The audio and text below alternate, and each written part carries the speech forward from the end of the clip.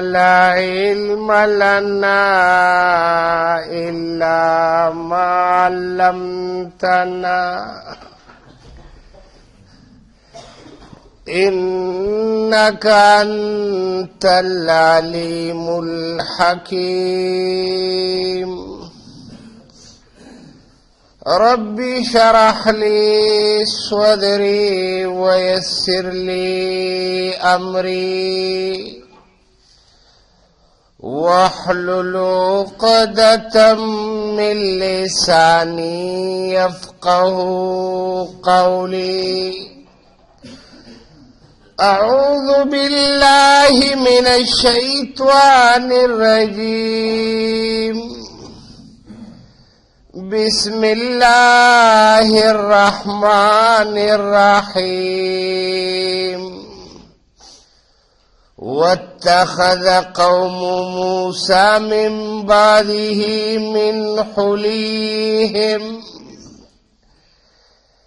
من حليهم عجلا جسدا له خوار. ألم يروا أنه لا يكلمهم ولا يهديهم سبيلا. اتخذوه وكانوا ظالمين.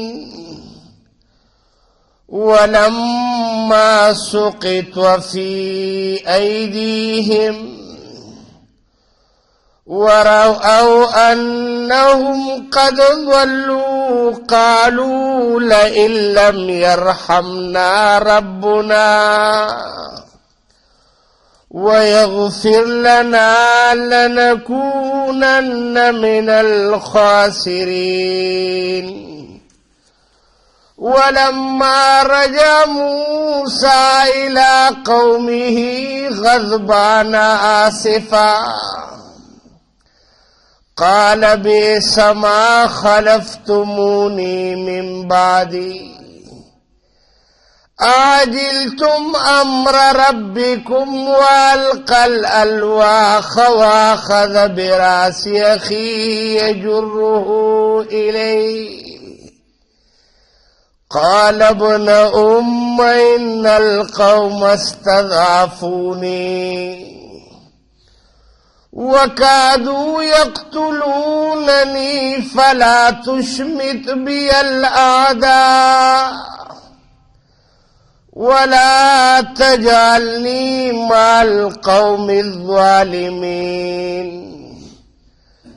قال رب اغفر لي ولأخي وأدخلنا في رحمتك وأنت أرحم الراحمين.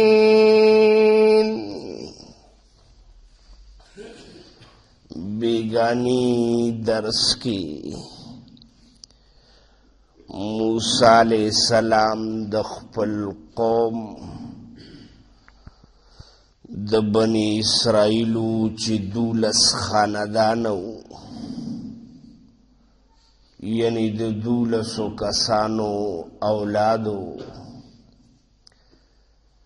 دا غینه او یا مشران اٹھاکل یو کمیٹی جوړ کړه. ځکه موسی علیہ السلام چې د کوی تور نه 40 دن بعد لیکل شوی تخته راړي او قوم ته داغي نواز او نصیحت شروع کو. نو بنی اسرائیل ورتوی دا خو ګرانې مسلې دي ګران احکام دي زه دوباره لړشه آسانې خبرې راړه په دې باندې عمل نشو کولی. موسی علیہ السلام ورته فرمایل عجیب خلک یې اوس تاسو صلیخ رضی مخکې ما ته راغلي وی او دا مطالبه مو وکړه چې موږ له یو قانون پکار دی. نو چې قانون مې دل راړو احکام میں راڑل نو اوس وایي چې دې باندې به عمل څوک کوي دا خو ګران دي دوباره به زه په کم مخ باندې الله ته مخامخ کېږم او ورته به وایم چې د دې نه هم آسان خو یې زه داسې وکئ چې ماله د خپل خاندان نه څه مشران راکئ ظاهره خبره د بعضې خاندان د افرادو په لحاظ سره ډېري نو د هغوی نه ډېر کسان واغستل 6 بعضې نه 15 د بعضې نه 4 خو تعداد یې 80 برابر کو او ایدی چې زه خدای له د جرګې په شکل کې دا تختی ما د ځان نه نه دي جوړې کړي تاسو ته به الله تبارک وتعالی د دې صداقت حقانیت په خپله بیان کړي چې دا ما دله ورکړي دي او تاسو کې دا طاقت شته چې دا کولی شئ دی د الله خبرې باقاعده واورېدې چې کله لاړل نو موسی علیه السلام ته وایي ارنا الله جهرة خدای خو مونږ لیدلی نه دی په سترګو به یې وینو دا خو نه برنه خبرې راځي نو څه پته لګي چې خدای دی او که بل څوک دي دا بې ادبي وه خدای تبارک وتعالی پې مرګ راوسته موسی علیہ السلام خدای ته پریاد کوي چې صیبه زما قوم دی او زما په سر دی ما ته د هغوی مزاجونه معلوم دي نو که یوازې لړ شم او دی دلته کې دقسې پاتې شي نو بیا به راته وایي چې دا سوچه سمجه منصوبه وه خدای دی ژوندي کې مشران الله ژوندي کړو او ورته وی فخذها بقوه دا تختی واخله په کوشش سره ځان پې هم پوه کا وامر قومک یاخذوا باحسنها او قوم ته د دې بیان په ښایسته طریقې کوه او په دې باندې عمل کولو کې ډېرې فایدې دي سوریکم دار الفاسقین 3 تفسیره مې چې کړو بهر صورت مخکې ضمني طور څه خبرې الله ذکر کړی چې د قرآن پوه الله هر چاله نه ورکوي د خدای د کتابونو پوه د دې انتخاب الله کوي او متکبره غرور او د تکبر خاون له الله پوه د قرآن نه ورکوي ځکه شربینی وایي خطیب شربینی وایي التکبر مع المتکبرین صدقه تکبر کونکو سره تکبر کول دا صدقه او خیرات ته بیا وی التکبر مع المتکبرین عباده تکبر کونکو سره تکبر کول چې یو سړی متکبره دی تو سره هم تکبر ښکاره کا جوابی ترکی بترکی عبادتون دا عبادت ته من تواضع لله رفعه الله چې څوک عاجزي کوي خدای پاک یې اوچتوي نو په دغه انداز باندې بیان وشو اوس واتخذ قوم موسی من بعد من حلیهم عجلا موسی علیہ السلام خو کوی تور کې سفر باندې تللی دی کوی تور کې دی او چې کله کوی تور ته ته نو خپل سکرور چې د حضرت موسی علیہ السلام نه په عمر کې 3 کاله مشر ورته وی زه خودم د خدای په حکم باندې کوی تور ته ادا مشران ځان سره بوزم نو ته داسې کوه چې زما په عدم موجودګۍ کې د دې قوم د اصلاح خیال بکې د دوی د تربیت خیال بکې په هغې باندې بحث مخکې شو آرون اخلفنی فی قومی واصلح ولا تتبع سبیل المفسدین خو خیال بکې د ناکاره سړي رای او مشوره چرته ونه مني نو دا قسمه تدابیر او خبرې ورته وکړې په قوم کې یو تن موسی بن ظفر موسی زوی د ظفر، یو خود بنی اسرائیلو پیغمبر موسی او یو موسی بن ظفر دا د بنو سامره قبیله نو، دا بنی اسرائیلی نو. یو تفسیر کې دا دی او څوک وایي چې بنی اسرائیلو خروانو. بهر صورت د بنو سامره قبیله سره تعلق ساتو، سامری نومو. داسې حساب شو چې دی کله دا بنی اسرائیل د مصر نه راوتل نو دی سکه سکالیو لال جواهرات و دا کالی لال جواهرات او دا سونه د دی بنی اسرائیلو نو دکه دا نوکرانو. نو نوکر سکه سره د کم دی نه راځي.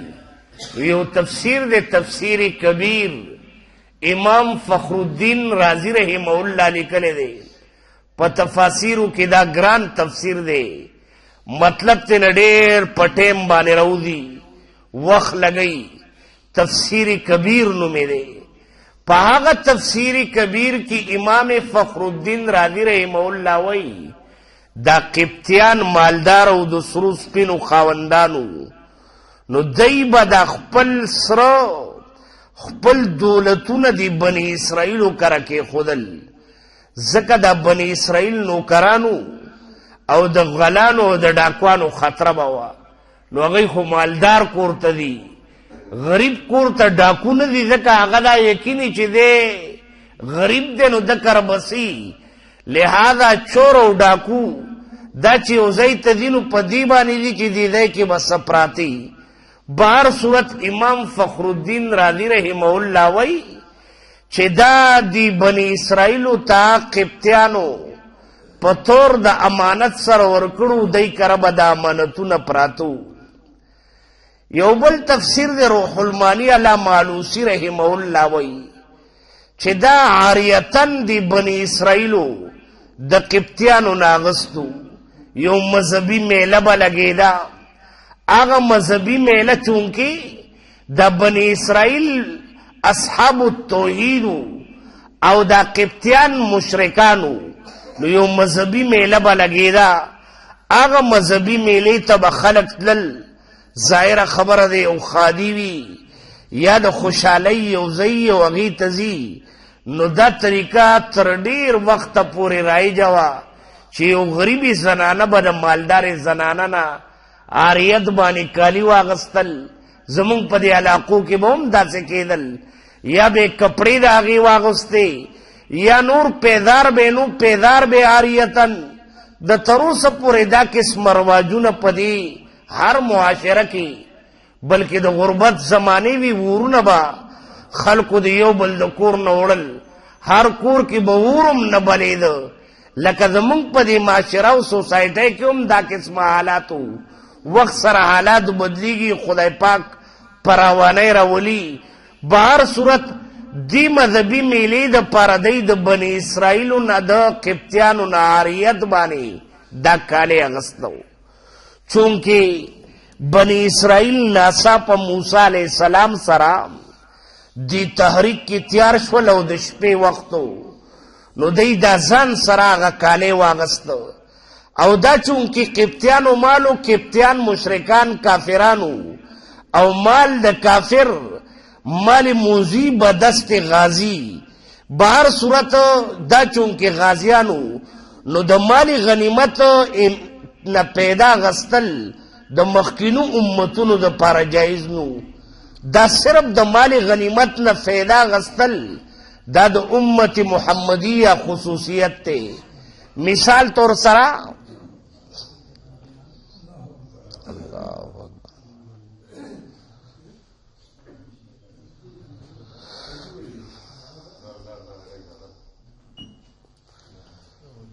امتی محمدی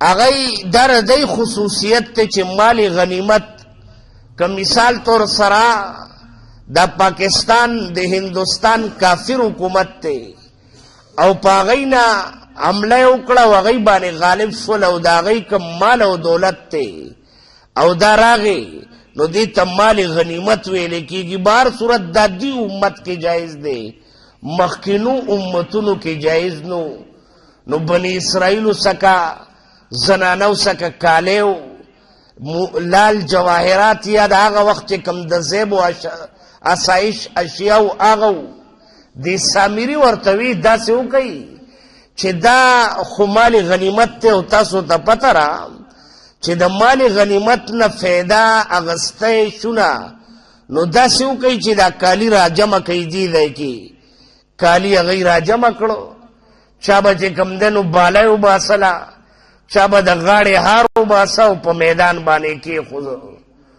دی سامری کار رنبے دا کرو کل چه دی دا بحر قلزم نا پوری وطل او فرعونیان اللہ تبارک و تعالی غرق کرو نو پا دغا مقبانی حضرت جبریل علیہ السلام پخپل اس و براق بانے راغلو پخپل اس بانے خدا غدا اس خصوصیت داو چه کم دے کی بے خپکی خدا او خپا بے اوچتا کڑاغا دے کی بشنکے راوتو دی سامری دی تخیال کو چه دے کسو کرشمشتے چه دو حضرت جبریل اس اغا خپکی دی او بیا خپا اوچتا یو آغا دے کی شنکینو لگا خار دان سرا پا پالتکی کی خودی وا اغا خار دسکا موجود وا چه کل کالی اغی را جمع کرو موسیٰ علیہ السلام چونکیونا حضرت ہارون علیہ السلام طبیعت نڈیر نرمو اغد خلقو تووی دا تاسو سکوی موسیٰ علیہ السلام براشی بیا بتی تپو سکو چه دی کالو سر او دی سر سکول غواری بار صورت سامری ورطوی وی خدای دی دے کی دی موسیٰ علیہ السلام غلط شوی دی خدای بل دے کی گوری بار صورت دا کالی دای په ستریکه باندې چې کېدای شو هغه وخت کې ولي کړو او د دینې د سخي او ډانچه جوړه کړه او د هغه سخي په دې ډانچه کې هغه خاره واچوله قدرت ته منظوره وه هغه اثر په دې کې پیدا شو دی صرف آواز بکو واتخذ قوم موسی من بعد ذهاب موسی الى طور من حلیهم حلی کالی ته ویلې کېږي عجل ویلے کیگی سخیتا جسد اللہو خوار دا اغین یو جوسا جوڑا کڑا اغیب دا سخی غنتا کی آوازونا کول نو خلقو تیوی راشی خدای مودا دے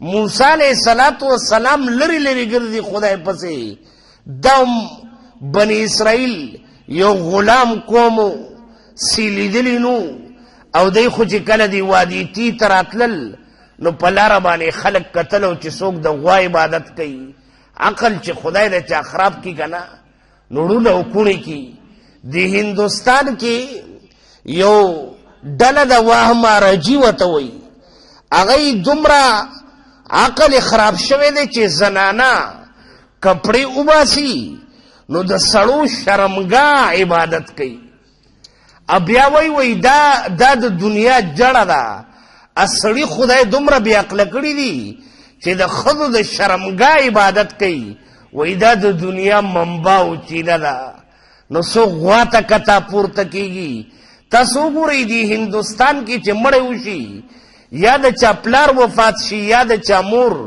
نو لرگی والا راجم کی ادا لرگو دا پاسے کی دی او بالکل دا سی کی لکا سکورٹی ہیرا اٹول خوشحال شی چیرا شی دوم یو عقل لے یو سوچتے سڑے د خپل پلار په کپن باندې دوم نشي برداشت کولے چی یو بسر دو ور دی پیراچی دوم انسان نشي برداشت کولے تاسو شکر وباسئ مذہب اسلام باندې الحمدللہ وای یو سڑے وفات شي نو خلق راضی او دعا وته کوي او دارنګي چې کم دنو ټول خلق خدای ته جرګي اللهم اغفر خدای دیو بخی جوندیو بخی مڑیو بخی پا گناونو بانے دا عفی او دا درگذر کلم راکاگی خستہ طریقے سر صفا کی خستہ کپڑوں کی کپن کی بن کی ادی عزت پا چارپائے بانے او کھٹ بانے واچئی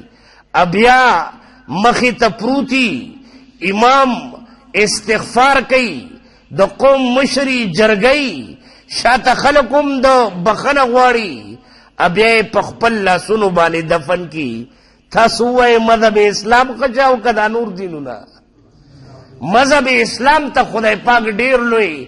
تاسو به کتلی د انګریزانو خلک صفتونه کوي، نو دغه انګریزان دي. په دې بعضې ملکونو کې پرتګال، تایلینډ یا دارنګې بعضې ملکونو کې تابوت یې جوړ کړی لکه څنګه چې اونی او چرک پکې سرو کېږي، د دې نه زیات ګرمایش او هیټې پکې سوچ ورکي. سړی بالکل داسې کې او دغو نه کې دا ایرتې نه جوړه شي او بوتل کې بند کی، دا رې پلار شو، دا رې مور شوه. دې ته دا دین نه دی، دا بېدیني ده او سالمه دنیا پې خلک لګیا دی. پلار سره، مور سره، خور سره، رور سره. مذهب اسلام واحد یو مذهب دی چې خلکو ته د ژوند دستور خولی دی. کینئ به څنګه، پاسئ به څنګه، څه چل به کوئ. عجلا جسد دا هم بې عقله قوم و چې سخی جوړ کو جسد له خوار. موسی علیہ السلام وی کوی تور ته خدای پسې تللی دی او شریعت او دین راړي او استاسو خدای دا دی.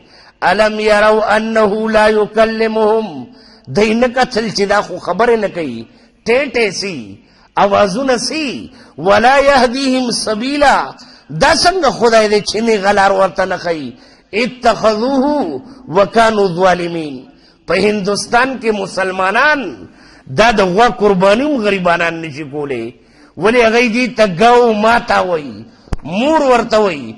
نو چې د چا په مور د چا په خدای باندې چاړه راکاږي او د چا په معبود باندې چاړه راکاږي، نو هغه غوسه کېږي که نه.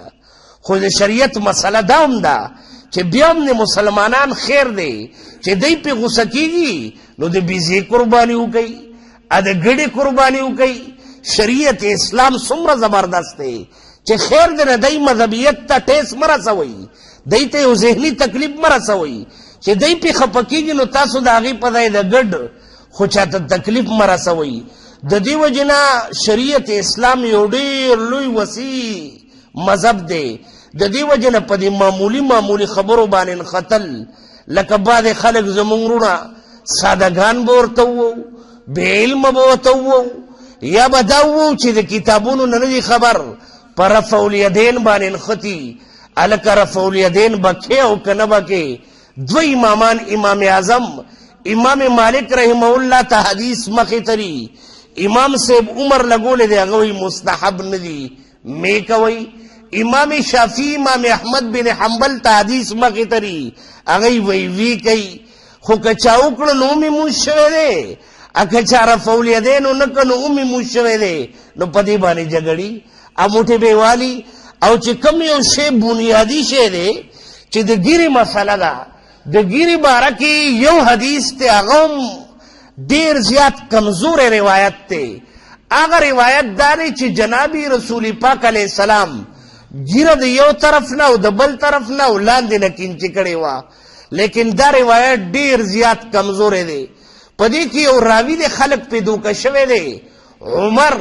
نو خلک ګنې وایي دا هغه عمر دی، حضرت عمر صاحب خدا هغه راوي نه دی، دا عمر ابن هارون دی.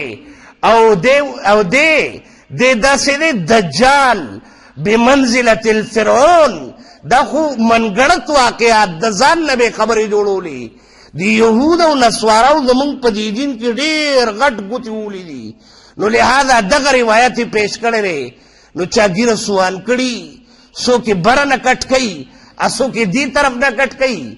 صحیح حدیث دا دی چې جنابي رسول پاک علیه السلام او صحابه اکرام رضی الله تعالی عنهم مجمعین ګیرې له ګوتې نه دي وړلي. بس په مخ باندې چې ګیره راغلې ده نو د ګیرې په وجوب کې اړو څه شک نشته. نو چې ګیره واجب ده نو چاته څوک دا ترغیب نه ورکوي چې ته ګیره پرېږده. او رفع الیدین شته او نشته. نو تاسو ووایئ چې دا روانې دی او که دا ودانې دی. معلومه دا شوه د یو سړي پرتوګ نه او ته ورته وایې صاحب تا پټکې نه دی وولی. پټکې سنت دی، د پټکي ډېر لوی فضایل دي.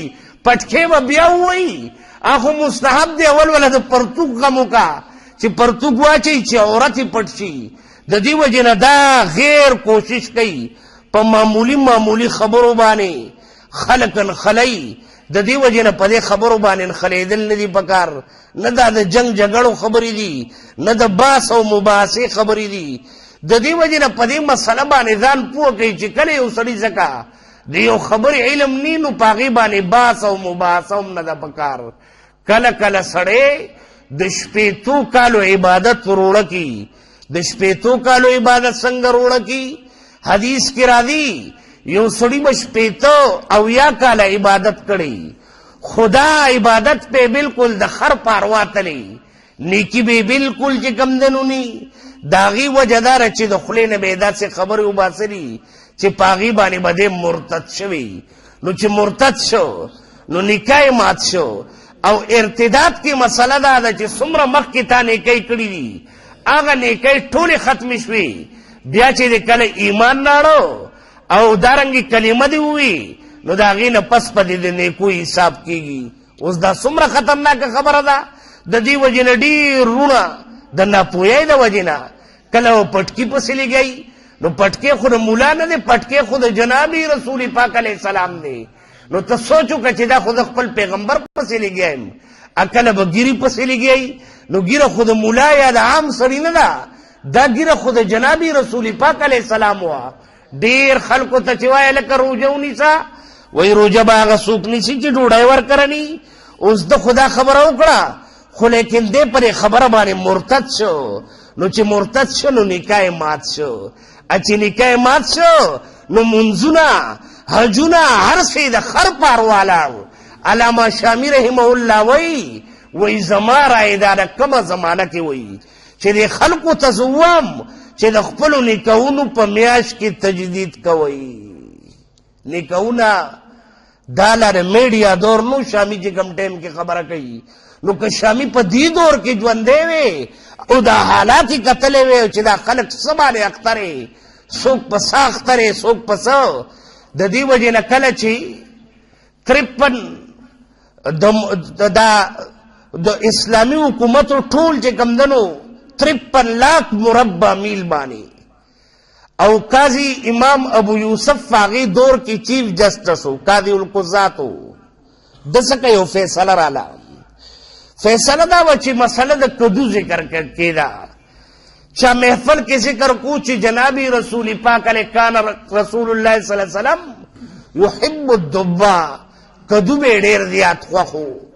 یو سړی وی اما انا لا احب الدبا، وی زما خو تیر ډیر زیاته کرکه کیږي، زما خوښ نه دی.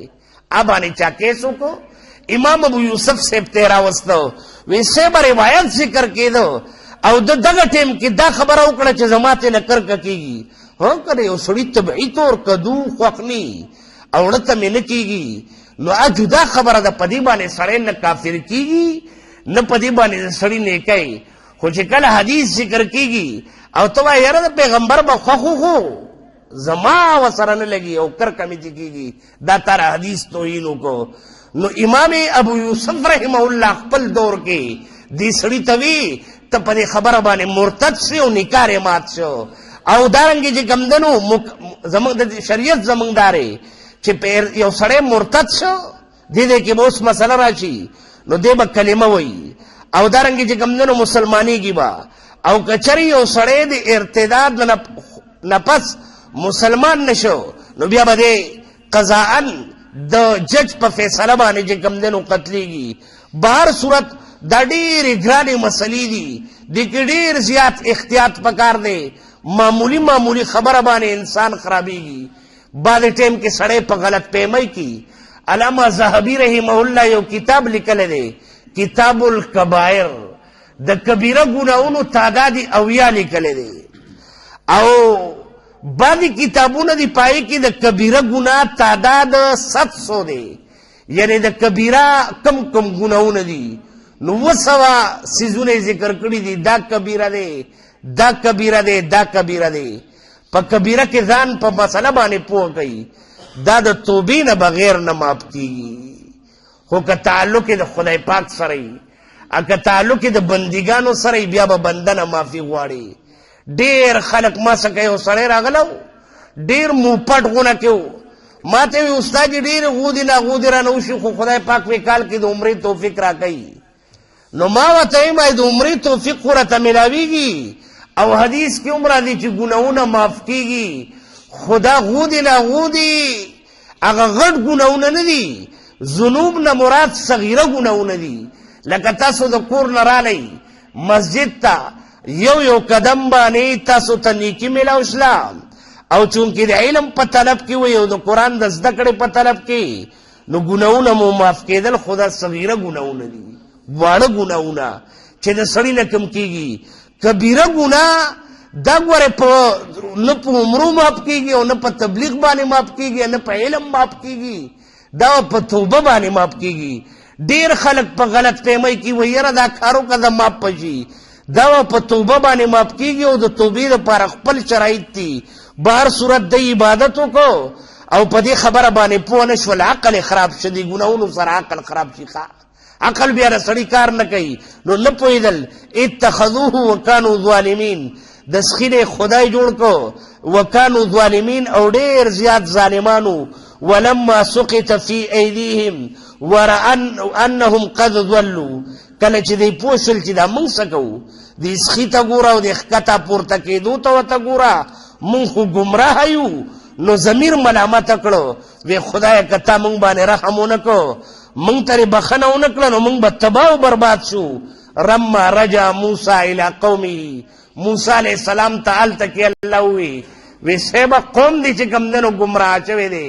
موسی علیہ السلام له هلته هم غصه ورغله، او چې کله وادي سینایي ته راورسېده، غضبان غصه اسفن او غمجنو، او چړومبې راغې بئس ما خلفتموني من بعدي، ډېر ناکاره کار تاسو زما په نشوالي کې ظلم او تاسو چې کوم کار وکړو. اعجلتم امر ربکم والقى الالواح، القا ویل کېږي غورځولو ته. ډېرو خلکو دې دی کې معنی کړې د تختې غورځولې، تختې غورځولې نه وي، قرآن سړی غورځوي، تختې خو د خدای کتاب و. دې دی کې مراد دا چې موسی علیہ السلام باندې غصه غالبه وه، نو په جلدۍ سره یې تختې کېښودې او ضرور سر یې ونیوه دې ځای نه. او بل روایت کې راځي ګیرې وله ومونیوله او یجره الی، سر یې وله راکاږو. هغه ورته منت وکړه ابن ام زما د مور زویه، ان القوم استضعفوني، دي قوم زه کمزورې ګڼلم. وی دی تا نه یریږي موسی علیہ السلام ته وی، او یې صاحبه دی خو ما ته اړو سړی نه وي چې ته تللی وي، تا خو زه مشر جوړ کړم دی دی کې خدای زما خاطر نه دی کړی، او چې ما به ورته وی چې دا څه کوئ، نو کادو یقتلونني، دی زه وجلم. فلا تشمت بالاعداء، نو دشمنان نه باندې مخ خوشحاله وه، ځکه خلک به ګوري چې دواړه وروڼه په جګړه باندې دي، نو دشمنان مخ خوشحاله. ولا تجعلني مع القوم الظالمین، او ما ګوره دی سره هیڅ قسمه خدا را چې د هارون علیہ السلام د طبیعت نه ډېر نرم و، صرف نرمۍ دا کار کړی، موسی علیہ السلام د طبیعت نه سخت و. ولا تجعلني مع القوم الظالمین، ما د ظالم قوم سره ذمہ دار. نو موسی علیہ السلام پوه شو چې دله خو ما هسې زوره نه ورکړه، او حضرت هارون علیہ السلام هم پوه شو چې ما ګورې کم کار پکارو څنګه موسی علیہ السلام خواري کړې وه دقسې مې نه ده کړې. نو موسی علیہ السلام دعا وکړه. نو یو کس چې د بې عزته که هسې بېسه، کله کله سړي له غصه ورشي نو بیا به یې راوغواړې، کشر دی یا مشر دی او بې ادبي ده نه وشوله، یاره ما نه دا غلطي وشوه. موسی علیہ السلام وایي رب اغفر لی، خدایه ما ومبخي، ما له نه وه په کار چې ما ضرور سر نیولې وې، اګیره مې وله نیولې وه، ولې اخي خدای زما ورور ته هم بخښنه وکړي. ځکه دوم چې کوم دی نو چې څنګه توجه په کار وه، نو نرمي وکړه، نرمۍ نه دی غلطه پیدا واغسته. وادخلنا فی رحمتک، خدای موږ په خپل رحمت کې داخل کې، انت ارحم الراحمین، ته ارحم الراحمین. بیا بل دی کې راځي موسی علیہ السلام خلکو ته وی دا سخې وسوځوئ، چې هغه وسوځو ایره شو، وی دا اوس یو بحر قلزم کې واچوئ، هغه ایرې بحر قلزم کې واچولې، او اوس په داسې کوئ. وی څه وکړو خلکو ته وی صاحبه، وی چې چا د سخي عبادت کړی دی د هغوی په شریعت کې د مرتد سزا قتل و. زمونږ په شریعت کې د مرتد سزا قتل اله دی چې سړی کله په خپل ارتداد باندې ټینګ ولاړي، یو سړی توبه وباسي، بس خدای تبارک وتعالی به ورته معافي وکړي. نو وی چې چا د سخي عبادت کړی دی لہذا یو سړی دی رور دی د سخي عبادت یې کړی دی او بل رور دی د سخي عبادت یې نه دی کړی نو دی دی راپاسې او د خپل رور دی ووژني که دا مشرک دی به ووژني بس دکه معافي ده په دغه طریقه باندې قوم چې کمدنو صفا شو سوتره شو او دارنګې مشرکان لړل ختم شول رستو مخکې بیا بحث نور دی واتخذ قوم موسی واتخذانو جوړ که د موسی علیه السلام قوم من بعده رستو د تګ د موسی علیه السلام نه تورتا من حلیهم د موسی علیه السلام قوم جوړ که د کالونا عجلن سخی جسدن یو جوسوا له چې داغه د پاره آوازو الم يرون دیون قتل انه دی خبری ته چې دی خو صرف ټیټه کوي خبرې نشي کوله ولا يهديهم او نلار خينيغا اتخذوه خدای انیس په خدای توبه ظالمان دا قلړاند ولما هر کلا سقطا چې غردول شو فی ایدیهم مخند دی پلاسونو کی دا کنایه د پخیمانتیانا کله چې سړی پخیمان شنو دی لاسونو ته ګوري دا مې څه وکړو ولما هر کلا سقطا چې غردول شول فی ایدیهم مخند دی پلاسونو کی یعنی پخیمان شول چې دا موسو کړه ورعو او یقین وکړه په دې خبره انهم قد ضلوا چې دی خو ګمراه شول قالو نو دی وی لئن لم يرحمنا خدای کتا په مونږ باندې لم يرحمنا کچر رحم ولک مونږ باندې رب زمون ويغفر لنا او بخنو نکړه مونږ ته رب زمون لنكونن نخمخبشو من الخاسرین د تاوانیانو نا ولما رجع کله چې واپس موسی علیہ السلام خپل قوم ته غوسا آصفن ډک د غمنا قال موسی علیہ السلام فرمایل بئس ما ډیر ناکارا کار دی آغا چې کړه دې بنی اسرائیل تاسو زمانہ رستو